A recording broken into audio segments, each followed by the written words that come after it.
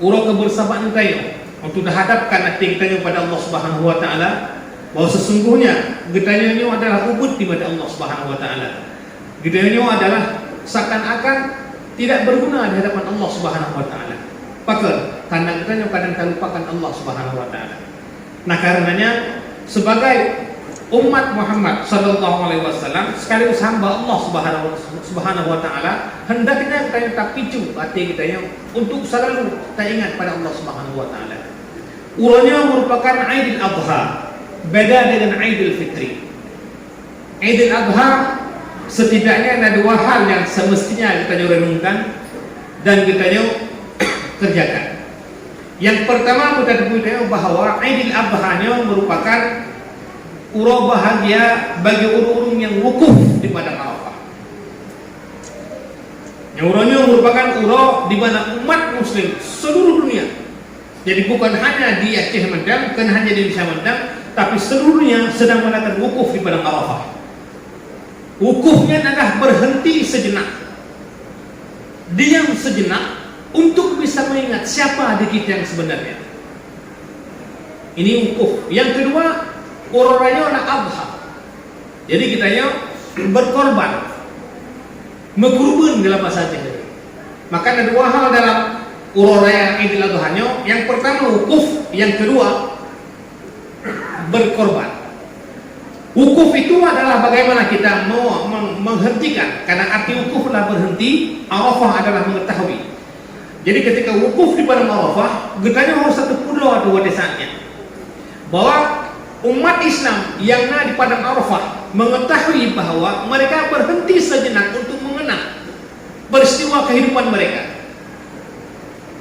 Infiat di padang Arafah untuk tak kenang bahwa sahabatnya sebenarnya. Betapa banyak dosa-dosa yang kita lakukan di muka bumi ini selama hidup kita. Kadang naudep di 20 tahun, 10 tahun, 10 tahun, bahkan 50 tahun, bahkan nanti bisa 10 17 tahun merupakan jamaah haji yang paling tua di Indonesia. Berarti 10 tahun kagak udah ahna ka desa yang kubur. Apa-apa yang sudah dikerjakan ketika dia hidup di muka bumi ini, masihkah yang kubur dan kalau bertobat pada Allah Subhanahu wa taala. Maka wukuflah enak. Kita berhenti diri untuk tak kenang bahwa sesungguhnya betapa banyak dosa-dosa yang kita lakukan di muka bumi ini yang kadangkala kita lupa untuk memohon ampun pada Allah Subhanahu wa taala. Kadangkala kita jangankan memohon ampun, istighfar saja kita kadang-kadang lupa. Allahu akbar, Allahu akbar, Allahu akbar, walillahil hamd.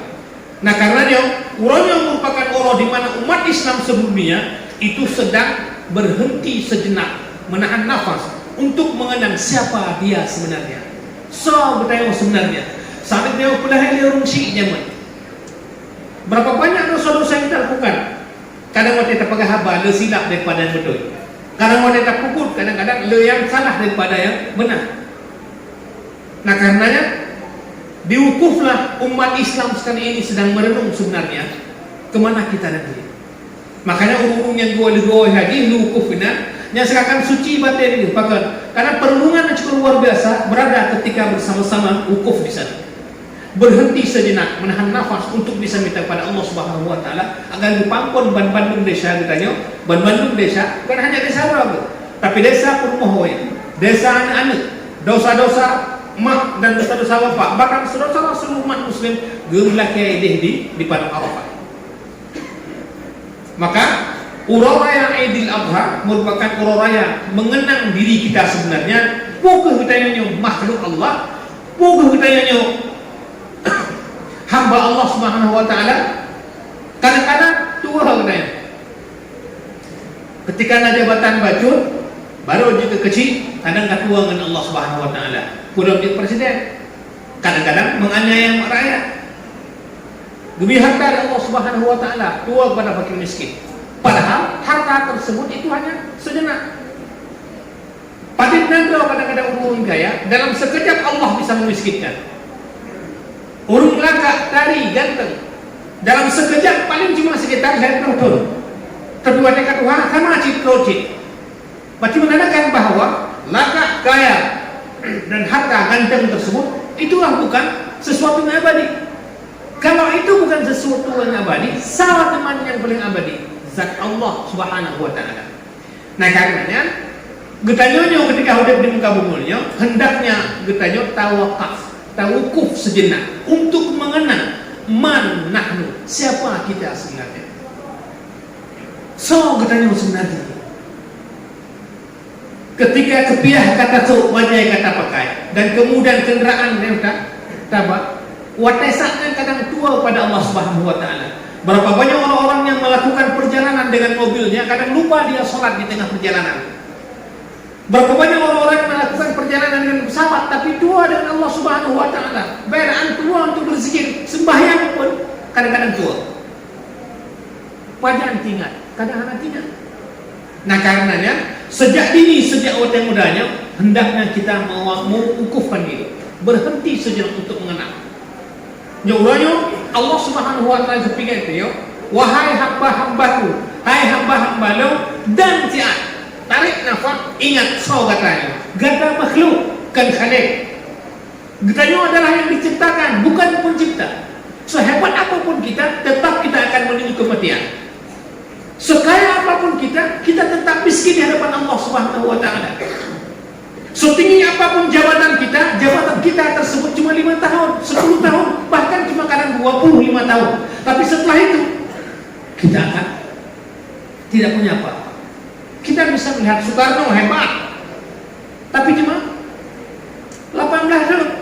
Soeharto hayu, tapi cuma 30 tahun. Dan lain sebagainya. Lantas kemana kekuasaan mereka? Nyadino tetap ditanya kepada malaikat, ini di dalam alam barzakh tersebut. Maka tidak punya apa-apa kita. Nah, karena kita harus bisa merenung pada bulan Idul Adha ini, bahwa sesungguhnya kita adalah hamba Allah untuk selalu merenung. Kita wukuf sejenak, berhenti sejenak, tahan nafas sejenak. Allahu Akbar, Allahu Akbar, Allahu Akbar, walillahi. Yang kedua, Idul Adha-nya mengajarkan kita untuk berkorban. Kurban dalam bahasa Aceh. Apa itu korban?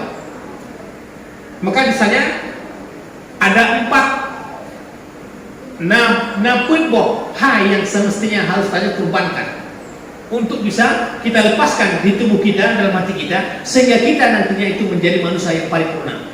Paripurna dalam berpikir, paripurna dalam berzikir, paripurna juga dalam bekerja. Yang pertama yang harus kita korbankan adalah sifat ayam jantan. Dalam kitab Al-Bajuri mengungkapkan bahwa naputboh sifat makhluk yang getanya baik tak ikuti. Jadi ketika bulannya Idul Adha, maka putboh sifat daripada binatangnya hendaknya jangan ada. Yang pertama adalah ayam jago, manu agam. Karena manu agam selalu dia menyombongkan diri. Dikupak-kupak ada kuman dikoong. Jadi ketika dikoong mau kuman idinga di manu agam lain. Manu agam lain pihan hacin dalu, maka juga ikut.